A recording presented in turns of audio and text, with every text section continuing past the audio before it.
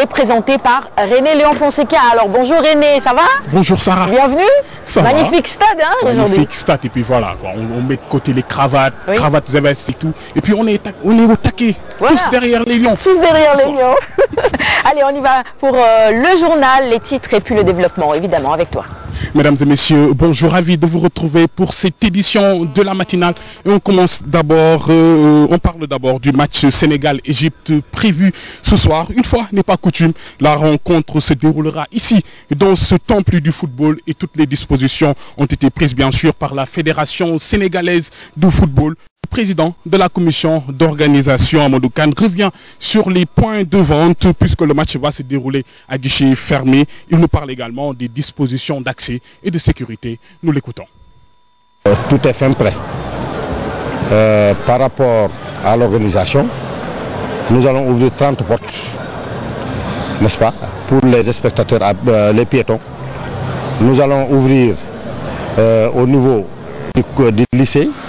Donc la porte centrale fait face au lycée, 2 portes pour les véhicules, une porte d'entrée et une porte de sortie. Du côté des parcelles assainies, on va ouvrir une grande porte, c'est pour les 2 équipes, l'équipe nationale du Sénégal, celle de l'Égypte, mais aussi pour les sapeurs-pompiers, éventuellement la police et la gendarmerie. Au niveau à l'entrée maintenant, lorsqu'on accédera à l'intérieur du stade, pour aller au niveau des tribunes, tous les vomitoires sont ouverts. Donc je pense que les dispositions idoines ont été prises. La FIFA, la CAF interdisent qu'il y ait la vente des tickets le jour du match, là où doit se tenir.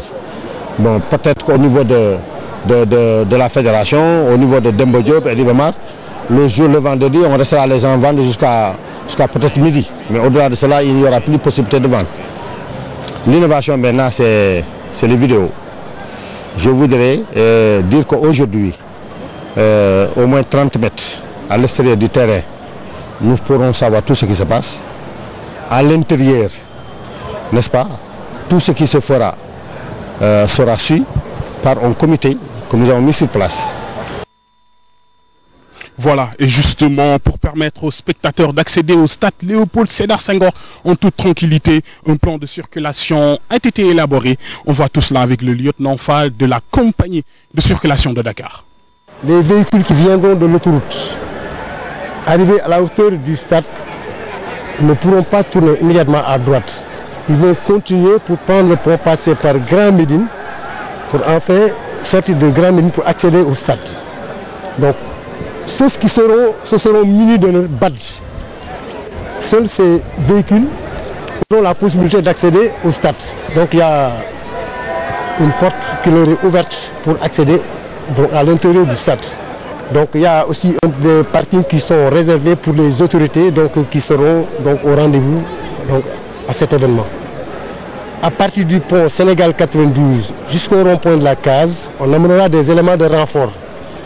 Donc ils seront chargés de rendre fluide la circulation sur les 2 versants du pont, le rond-point Liberté 6, donc vers Djamalai.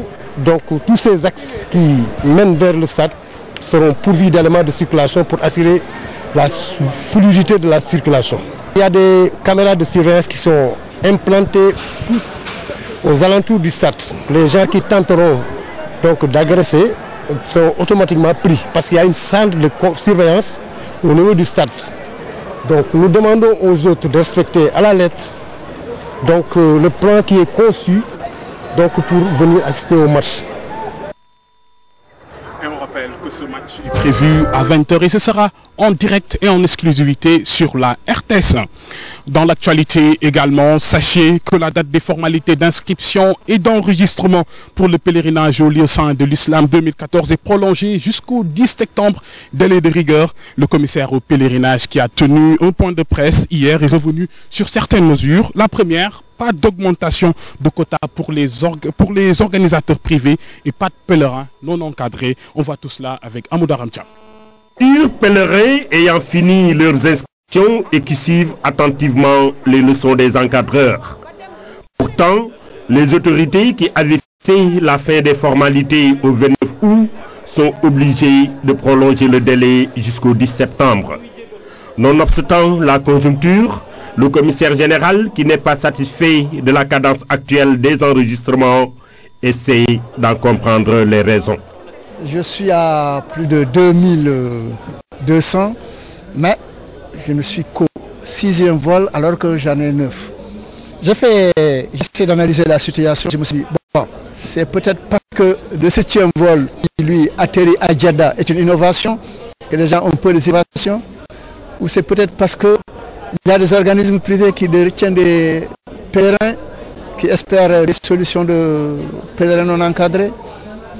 Je ne sais pas. En tout cas, c'est trop lent selon moi.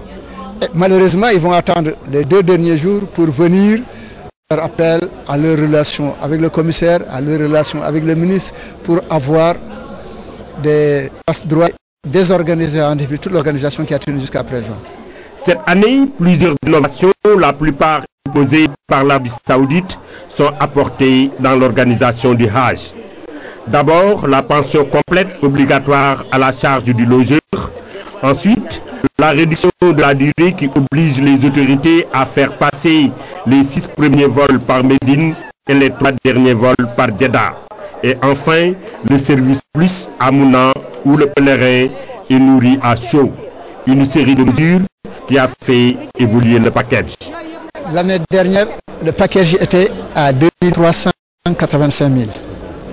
Cette année, je suis à 2 450 000. La différence, ce n'est pas 100 000. La différence, c'est environ 65 000. Mais seulement, ici dans le package, vous êtes logé et nourri. Ah oui, vous êtes logé et nourri. Et on vous restitue votre pécule. Uniquement, le 7e vol qui atterrit à Jeddah ne peut avoir pas négatif sur le Hajj selon les autorités aux futurs pèlerins.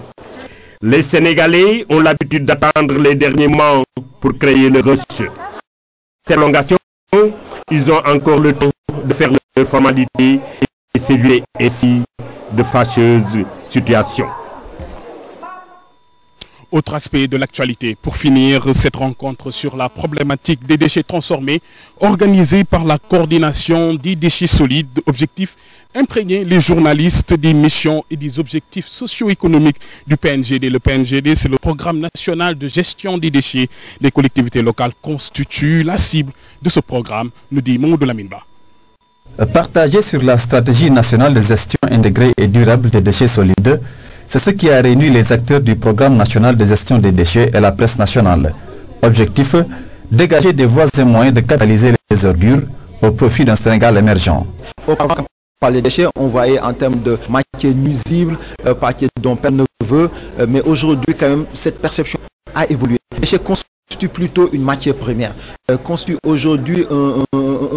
dispose aujourd'hui d'un pouvoir économique dont la valorisation peut permettre quand même de créer de la richesse par le développement de plusieurs filières de valorisation. Aujourd'hui, avec les déchets, on peut faire de l'énergie, avec les déchets, on peut avoir des fertilisants, des engrais. Le Sénégal produit 2 millions de tonnes de déchets par an.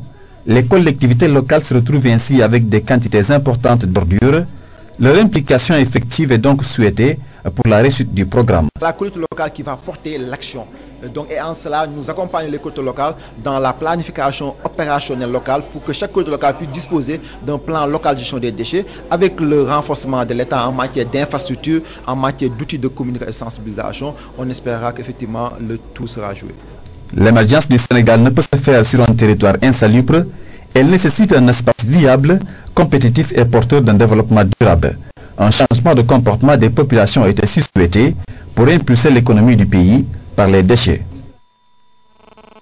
Voilà, ainsi va l'actualité de ce vendredi matin, mesdames et messieurs. Merci de nous avoir suivis, merci de votre attention et de votre fidélité. Je vous souhaite une très bonne journée, un très bon week-end et bonne chance pour les Lions. René, c'est bien dit tout cela. Après le journal, évidemment, je vous rappelle qu'avant la fin de cette émission, nous recevrons Maître Augustin Senghor, c'est le président de la Fédération sénégalaise de foot. Et il est déjà là, au stade, avec nous. Vous ne le voyez pas, mais nous, on le voit, quoi. Et puis, il y a d'autres chroniqueurs également. On va parler tendance, du look des joueurs. C'est assez particulier, les joueurs, ils tressent des boucles d'oreilles. En tout cas, les joueurs ont un look particulier, on s'y intéresse. Et ceux qu'ils ont l'habitude de manger également, c'est important. C'est important également. Et surtout leur look,